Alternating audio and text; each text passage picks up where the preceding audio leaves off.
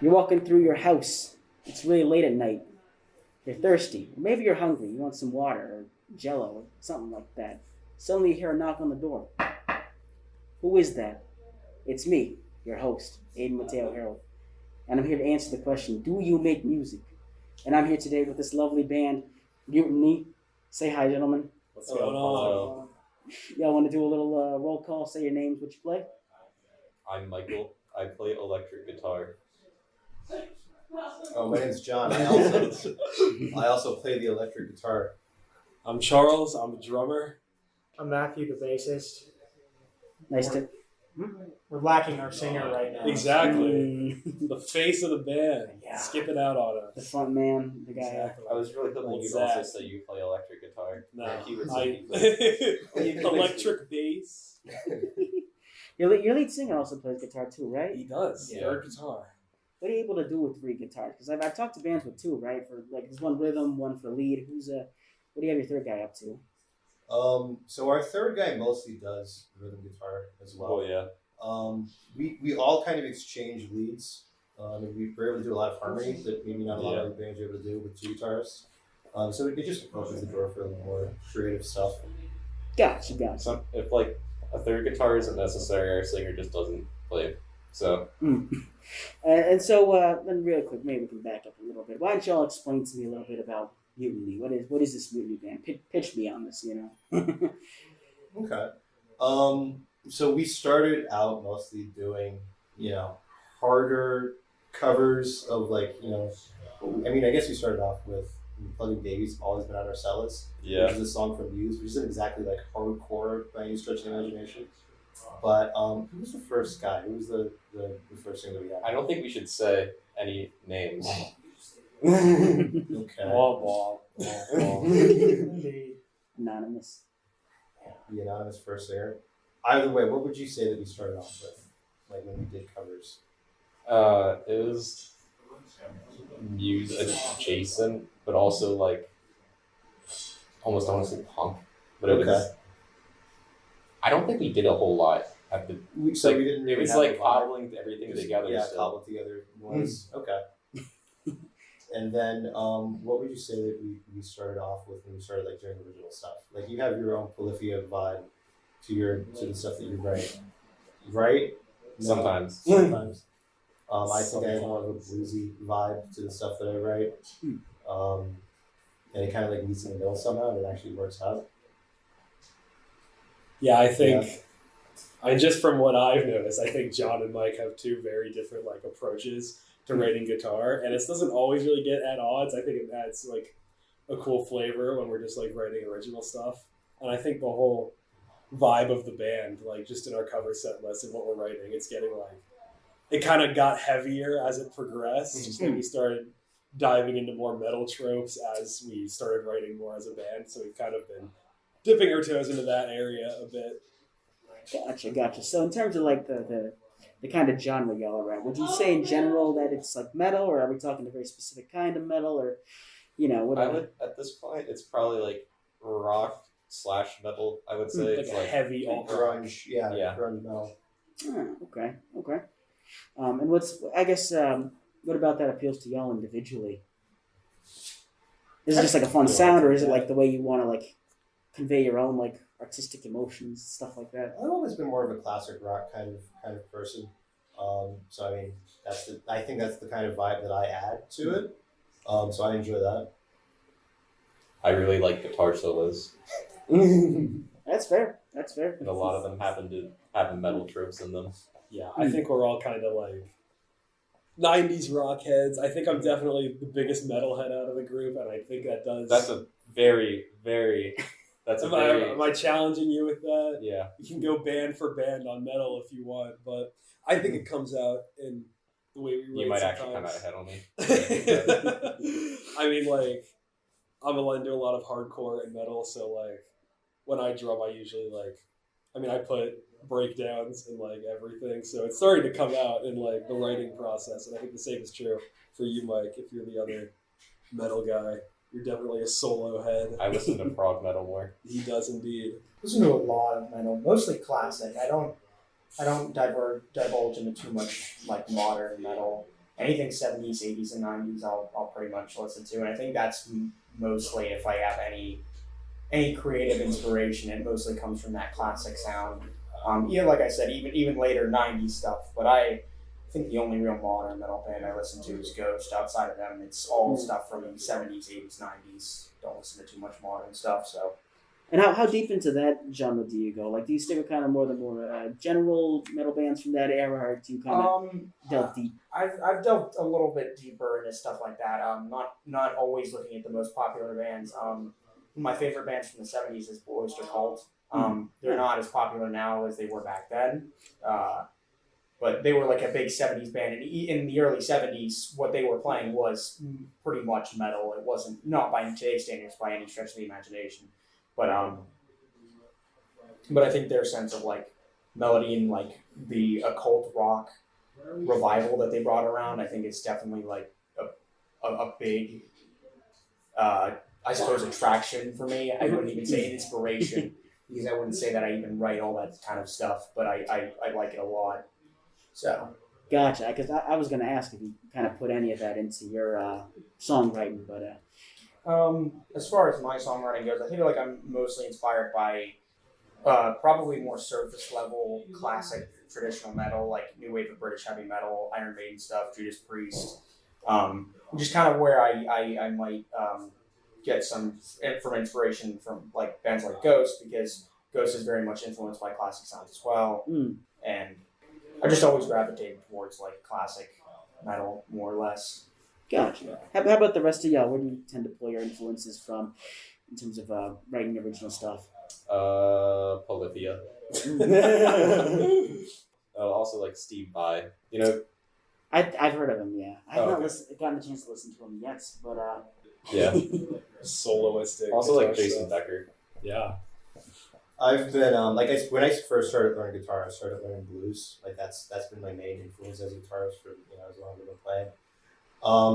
Now I really like this band called Sabotage, and it turned into the Trans-Siberian Orchestra. I was privileged to have a couple of lessons from one of their lead guitarists, and I've taken a lot of his influence as well when it comes to writing my own stuff. yeah. Other than that, yeah, it was mostly blues, and I guess you can call Trans-Siberian Orchestra prog rock to a degree, Yeah, in a sense. prog metal. So yeah, no, I would say that gave me a pretty huge influence. Yeah.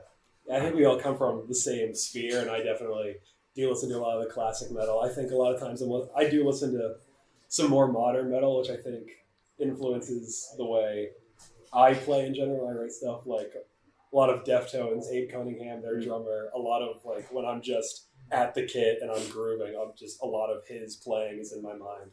And then stuff like from that era, like Slipknot, that general kind of thing, where it's very drum focused and also has a bit of a funk side to it. So I think that's a lot of what I'm into when I'm just playing the kit. Gotcha. That kind of leads me into my next question. If we're going to look even further back, how did y'all kind of get your start with your instruments? I think out of us here, I'm not sure how long you've been playing an instrument. I think I might be playing an instrument the longest. I've been playing for about 9 years now. Yeah. And then before that, I played piano. So I can't tell you what started it. I think I just always had music in my life in one way or another. Yeah. Oh, man. Okay. Sure. I've only been playing for like 2.5 years, so like maybe like a third of what you've been. But I mean, yeah, I mainly just started because I'm not even gonna lie, I mainly just started because I was like, ooh, guitar look cool. I've been playing for about 5 years now, but I played trombone in like symphonic band before, and so when my brother told me he was going to buy a guitar, I was like, I might as well pick up bass because I already know how to read bass clef. Yeah. And I didn't even know what tabs were at the time, so I basically was like, oh, let me pick up the bass version of whatever he's playing, and so then I got started on it. So I'm in a bit of a weird spot because I've been playing about as long as John has, maybe even like a little longer. But like I'm a percussion major at Penn State, so I do like orchestral stuff and like stuff like marimba. I mean, I do that as my career here, and I've only started taking like drum kit seriously in the past like couple of years to make up for the lost time where I kind of neglected it when I was just learning it in school. And I think, I mean, this group, Mutiny, is a good way to, test my chops, so to speak. When I was in school, I kind of neglected drum kit, and it's also not something most of the percussion majors here, I think, don't really do it primarily. It's not a huge thing for them, but it's nice to have a place to go out when I'm not just in the music building in a practice room, and I'm in a different setting playing something that I'm not doing all the time. So it's great for me, I think. I'm curious, then, really quickly, as a music student, is there you talk about kind of putting what you learn into practice. Does that sort of, how does that sort of show up for you? Are there specific lessons you take away that you learn about, or instrumentalists that you learn about? That you're okay, let's put that in the mix. Yeah, it's like a whole. I don't want to say it's a different world because there is drum kit and professional percussion and all of that, but it's not something I get to do a lot because it's like jamming with a small ensemble of guitars and basses. Like a rock band is not really something you hit in that classical setting, but kind of just having a musical ear and being able to adjust and keeping time and having rudimental drumming skill. I mean, that stuff definitely crosses over. So it is helpful, but in a way it's like a whole different world kind of. Gotcha. So why don't we go a little bit more to the modern era right now? What was it like sort of getting this band together and preparing for your first show? Yeah, you want to speak on all that lore? Oh, there's a lot of lore. Basically, getting the band together, it took a while. I would say John and I are the only. And Zach, right? Oh yeah.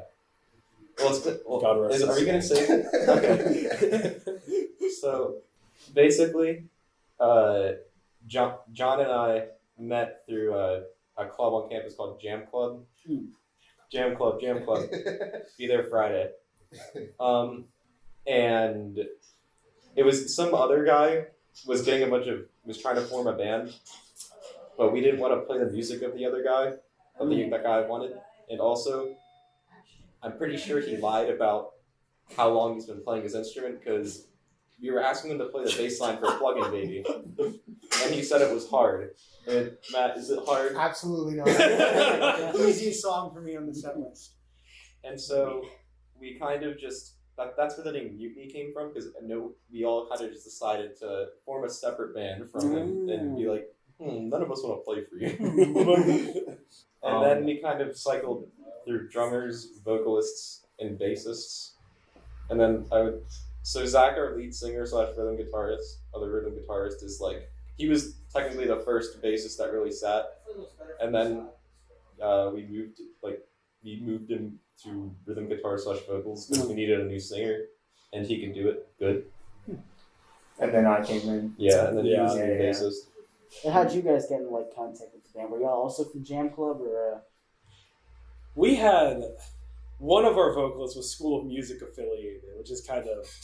I was not a Jam Club cat. I didn't really show up there too often, so I was kind of collateral. They're like, a drummer, we need a drummer.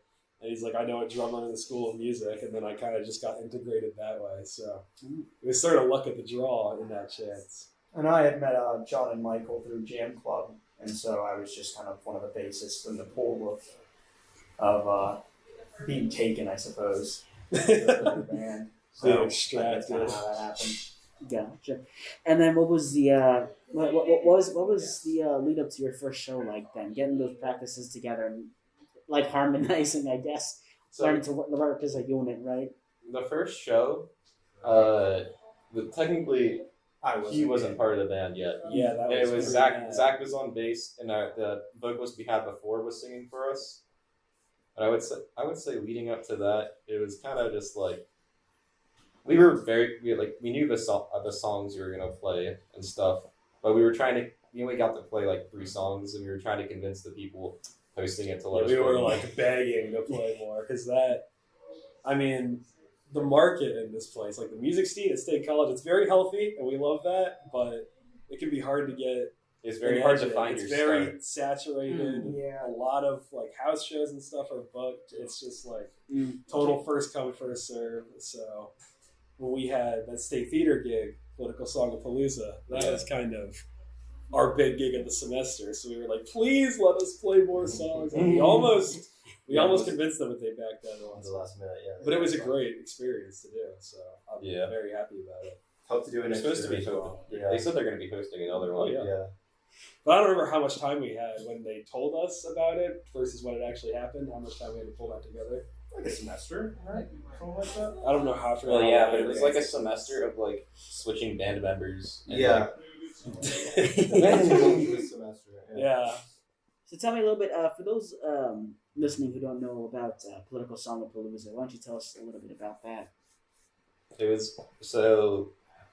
Actually, you could probably tell us more about it, John, because you were affiliated with it. Yeah. So, Political Songapalooza was this venture between the Penn State Political Science College of Political Science and the Penn State Library.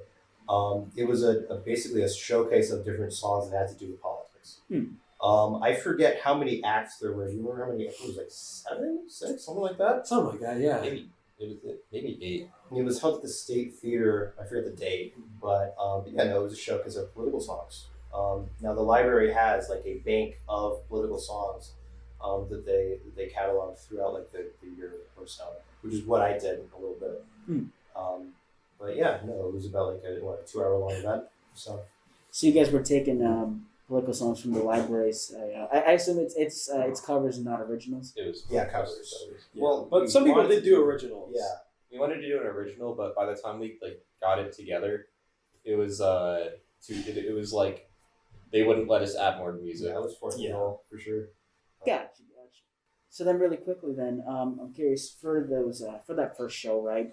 What was it like? Sort of, what was it like getting yourselves together and learning to be cohesive, right? Because from what I hear, it's kind of different for every band to hit their stride. Some people they get it done like immediately, and for some folks it takes a show or two. Just practice. You know, we were just together a lot, like twice Yeah. a week, right? Yeah, we were like twice a week last semester. Yeah. I don't think was that your first time doing any sort of. It wasn't your first time doing a performance of any sort, was it? It wasn't the first time doing a performance. It was the first time doing the With performance. us together. Yeah. Like, I think all of us have done performances in the past, like with our own ventures. So there wasn't any sort of. It wasn't completely novel to us. But us as a cohesive unit, yeah, it was. Yeah. I think it was pretty dope for us to do because we were gunning to play a house show, but at the end of the day, that was a lot more, official of an event, so to speak. Just because, we were fully mic'd up. The audience was pretty good. It was like a real theater, so it was. Yeah, our first gig was the State Theater. That's pretty cool. I'm very grateful for that personally. How do you guys handle being on stage then as more experienced members? Is there is it more natural at this point for you guys, or is there still something any routines or it's one thing I guess practices for y'all in terms of getting up there? I think it comes pretty natural to me. I don't really get anxious about it just because I think at this point, as a musician, I'm just accepting the fact that I'm not going to know really what's going to happen. I can just do what I've practiced. Some things are going to go wild because that's the way live music goes, but you just learn to adjust. It is what it is. Exactly. I feel like it's almost impossible to not feel a little bit nervous about things. But as far as I'm concerned, I'm not that exactly anxious about being on stage or anything like that. It's just more of a will I or won't I mess up kind of thing. Right. And it's well, just don't. Be good.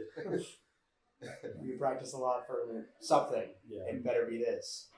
And I would do performances a lot. But school music performances versus getting on here with the band and doing drums. It's a different feeling, and I'm excited to do it more because after we got off at PSAP, I was like, this is pretty great. Yeah, I'm itching for more. I'm craving it. I need another hit. Exactly.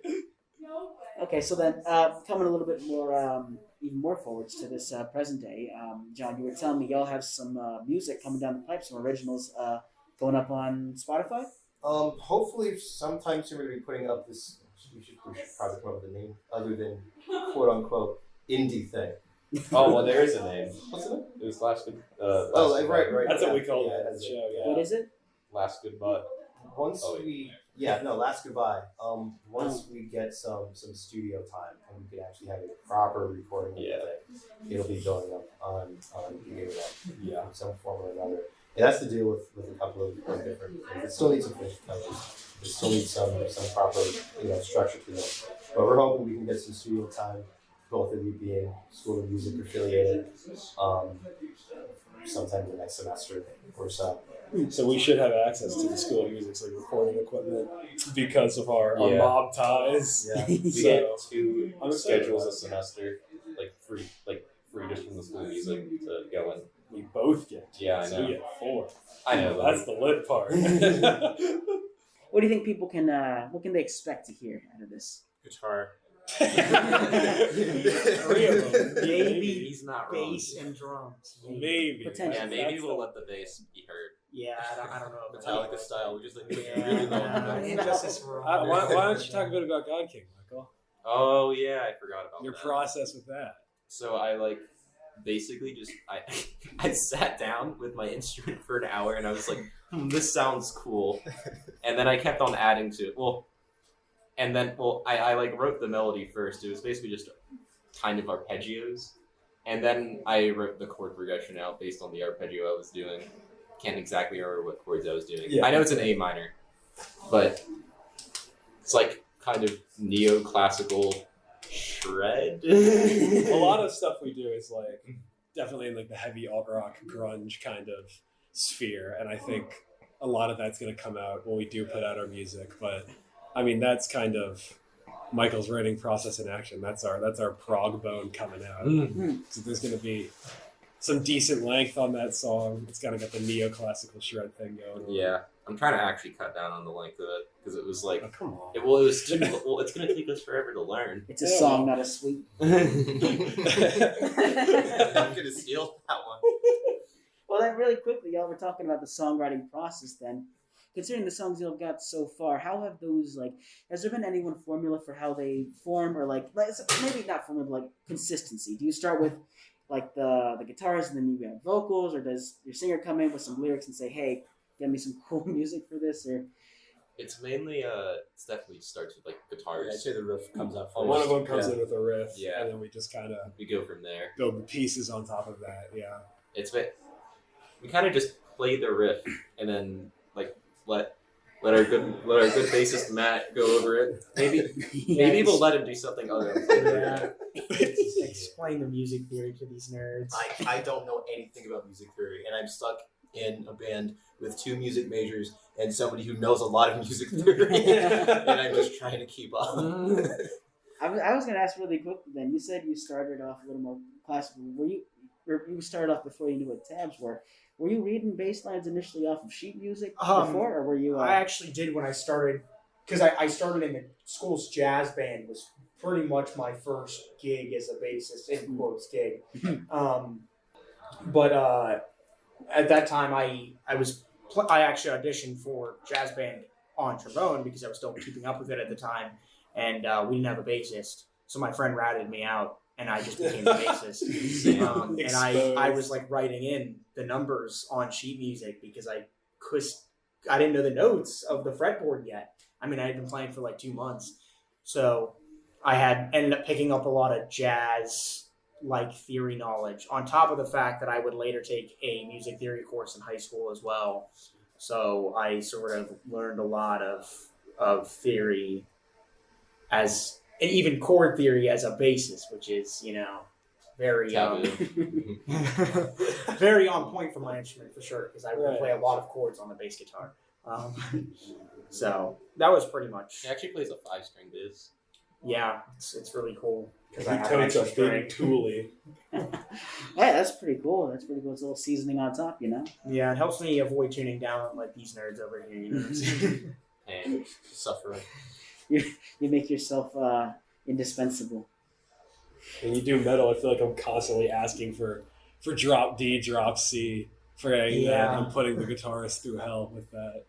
But it is what it is. We just bring multiple guitars, so Exactly. we just swap guitars instead of swapping tunings. More tools, more gear, easy win. So really quickly, I figured this would be a good time to introduce you, gentlemen, to my newest segment in the show. I'm calling it Gus Wall's Gutter Balls. Gus Wallace, the original, the OG Aydenator. That's the name of the fandom. That's a whole other story for later. Some journalists ask hardballs. Some journalists ask curveballs. These are gutter balls, all right? So make your expectations according to what that sounds like to you. So it's just three questions, right? Yeah. We're just going to spice things up a little bit here. So really quickly, these were all sourced from Instagram. I asked people at home, give me some questions for this episode. We got some good stuff. All so right. here are my favorite three. Number one, what was your last injury? Oh God, mental and physical. Mental turmoil, that's every day. Physical, I don't know. I've been kind of holding it down. I dropped my guitar once and I almost vomited. That was mental injury. Did it break? What's funny is that it still functions. It just looks wrong. I had this little Bluetooth audio thing that went from my guitar to my amp, and I was able to walk around, and now that's broken. That's gone, so that hurts a lot. Oh. But physical injury, I can't believe the last time I physically injured myself. Are we all part of the Never Broken a Bone Club? No, I have not. I'm with Charles. Actually, I've never broken any. I haven't popped my cherry yet. I have this How's it happen? thing that happens when I twist my arm, my wrist. Other than that, no. Oh, dang! No, the only one here is broken of that. Ailments. He really said, "Look at the flicker."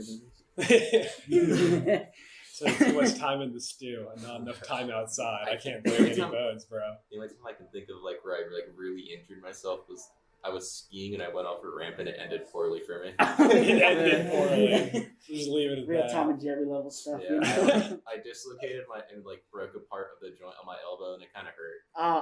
He rolled down the hill and just got sucked into a snowball. His arm sticking out. All right, here's another one, right? And I kind of like this one. It's a little more music based, right? You have to trade instruments with somebody in the band. Bass. What are you going for? I was gonna I have a drum kit now, so I would trade with you. Can we double bass? Yeah, we can double this. Yeah, no guitar, 2 bass, 1 drum. That'll go hard. Well, I guess I'd go with the guitar. I mean, Okay. I feel like I'm already halfway there. I'm playing just a lower octave you really are version only of halfway you there. guys. Who's We'll taking play the 6-string piccolo bass. Right? Yeah. Who's taking vocals? You can take vocals if you want. Oh, hell yeah. I've heard you sing. You can take vocals. What do you mean you've heard me sing? Yeah, I guess I could too. When was this? You've just sung randomly in our practices. Oh, before. yeah. All those that's times the that I'm outside your And shower. you're like, All the time Michael's outside my window. All right. And then here we go. Here's another one of my favorites. You ready? Oh shoot, there's actually okay. Hang on, there's 2 more. Okay. Oh. All right. Here's another It's music. a bonus gutter. I guess they're both music based, but delete one Beatle. Oh. Yoko Ono. Chuck Berry. Oh my god. I might go with John, honestly. I was going to say John Lennon. I think it's John Lennon or Ringo. George wrote a lot of good songs. Within You, Without You is crazy. Something is crazy. I barely listen to the Beatles. Even but still Delta. John Lennon. Something about the glasses. Yeah, just weird. Yeah, I'm definitely going with John. I think I'm doubling down on John Lennon. John, what's your pick? I don't know, man. I don't know about John Lennon. Right here, we're imagining a world without John Lennon. Yeah, Right, Wow. wow. I don't have to imagine. I can't take Ringo, bro. That's too close to home. I can't do that. Maybe I should tour Ringo. What are you trying to say, man? If it's all right. It's all right. If you're a little too torn, that's perfectly fine. We can move along. Last one here, and this is a good one. What's the most pretentious album? The most pretentious album? No particular way you have to go, just in general. You hear pretentious album, what are you going for? It's gotta be The Wall, right? I don't know. I mean, say The Damn. The Wall. You want me to elaborate on that? Expand a little bit on that. I think, it's because it's absolutely, if you're saying pretentious, is self-important, self-indulgent. And I used to be a big Pink Floyd dork, right? So I'm allowed to say this, but it definitely is very self-important and into its own. It insists upon itself. It's, What was that Steely Dan album that Do It Again? Oh, call Can't Buy a Steely Thrill. Dan pretentious? Yeah, Can't Buy- it's a What? little bit pretentious. How? Yeah, Here's- I will accept Can't Buy a Thrill slander. Don't touch Asia.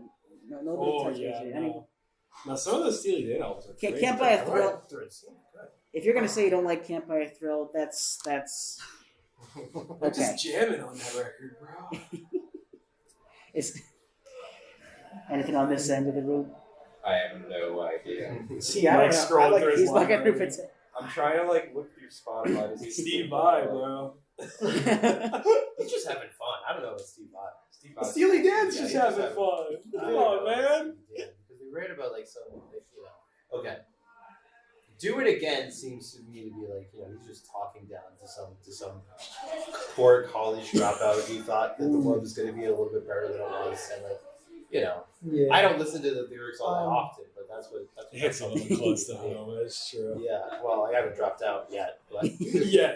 I don't know. I've been thinking. I'm thinking. What do you got? I For wouldn't us? say that the album itself is pretentious. I would say the community around it too. Mm. And I'm a big Tool fan. I said, I'm a big fucking do it. Tool fan, but it's Lateralis. I think is super overrated. I love all their albums, but I think Lateralis is overrated. I think all their other albums are fantastic too, but I just think Lateralis is just. I am There's good definitely. songs off of it. I'm definitely more of a 10,000 Days guy. I am as well. Yeah, I think dude. 10,000 Days is better. I'm gonna say. Yeah. I think Lateralis is overrated, and Tool fans put it too high. Let's be real, Ingve is What a diva. pretty pretentious though too. I don't listen to Ayden, but I just know he's kind of a.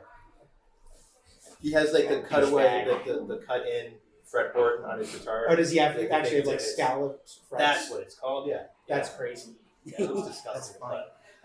That was the gutter ball section. Thank you all for Thank your you. answers. These are very good. And so we're getting kind of close to the latter portion of my questions here. I'm trying to think, what else do I have? Yeah, we're at the last three, the last four. For your genre, then, if you could describe it for anybody who's unfamiliar, who wants to hear your definition. What is metal or grunge to y'all? What defines that? 90s Seattle sound defines grunge for me. Yeah. So like your Nirvana, Soundgarden, Pearl Jam, Okay, yeah. Alice in Chains. That's what I think of when I think of grunge. I think, to me, once you get into like Alice in Chains kind of rode the line, or Right. grunge and metal kind of met, where you Sure. just put a Yeah. little more distortion Yeah. on it, tuned a little further down. Yeah, I would say even Tool did ride that line. And Yeah. it really works. Definitely So- like the alternative side of metal. So we definitely we're on that line, towing it. There's a lot of opinions on what is metal or how Yeah, far you need to go it's- to be metal. There's so many There's subgenres so of many metal. Yeah, like dude. Yeah. like lines you cross that like it's like, is this classic metal? But they have like a thrash riff in it. So is it, which one is it? Like, how many Oh. feet do you have in the door? Oh, of well, it's a metal, Black right? Sabbath song, but it's a thrash riff. So is it classic metal or is it thrash metal, Double buddy? kick in there. Is that a Yeah. Exactly. There's way too many like factors that go into like what is Yeah. metal as a whole. And I feel like grunge is easier to describe, like Yeah. you said, like that like stereotypical like angsty, in your face, don't want to listen to you rock kind of stuff. Yeah, I think we pull from metal. for sure. Even Yeah, if we I couldn't do, classify yeah. ourselves as completely a metal band, we definitely we take what we like from it. All right, and then last two questions here. Any advice that you have for bands who are just starting out? Network. Network. Yes. Yeah. John is our guitarist / PR manager at this point. Yeah. I got can do a this. better job on social You media. got us all sorts of stuff, bro. I feel like getting your foot in the door is easily the absolute hardest part. Hmm.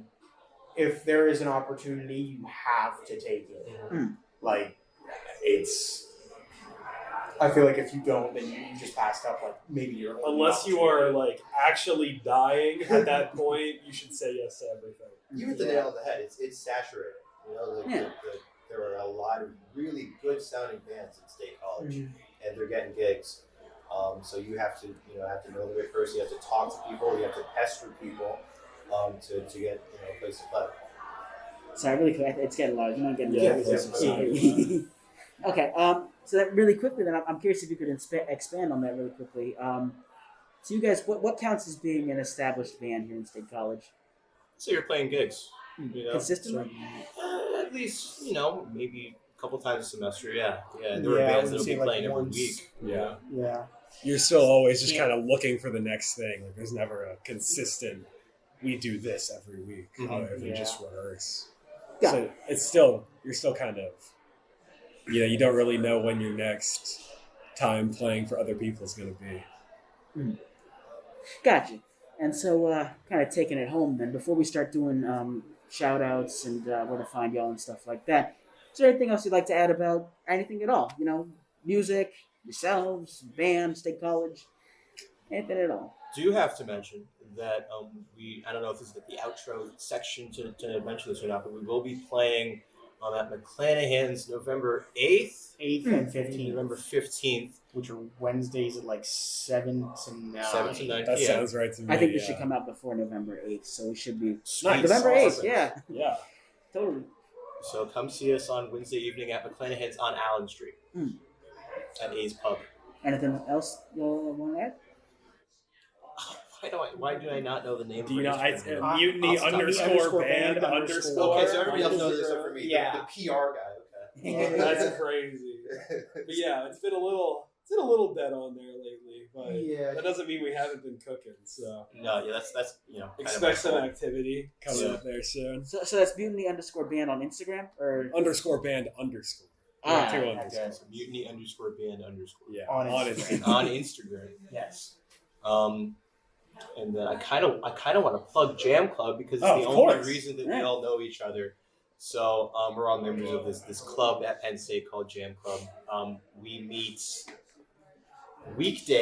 weeknights at the Keller Building right across the street from the Nittany parking deck. Now I don't have the schedule off the top of my head for November, but we do But our have. next two sessions are this Friday, which, according to what you said, it might not be out. And I think it's the next Tuesday, so... But check us out on Org Central. We're a Penn State organization, Penn State student organization. 24th will And, be the next one.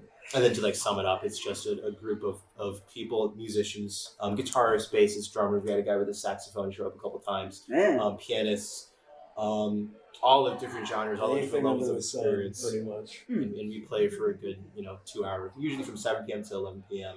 Yeah. It's a fantastic time if you like jamming with other people, if you play an instrument or if you sing, So. Welcome to Jam Club. Shout out Zach. Yeah. He's not here, Yeah. but Righty up. good Zachariah. Then I'll take us out here. Ladies, gentlemen, Aydenators, all members of the Ayden Nation and listeners of the Daily Collegian Podcast Network on YouTube or Spotify, thank you so much for listening. This has been me, your host, Ayden Mateo Herold, coming at you rather live from the Willard Building with the wonderful Mutiny. If you are part of a band or you know a local band in State College who might be interested in talking to me, give us a look. Or if you're looking for podcast news in general as well, give us a look-see on Instagram at Ayden's Portfolio. That's going to be AYDENS Portfolio on Instagram. You can fill out an application form to get on the show and to find all of our other podcasts as well. Thank you so much for listening. Have a wonderful morning, afternoon, evening, midnight, early dawn if you're a vampire or something like that, right? And take care. Have a good one, and bye.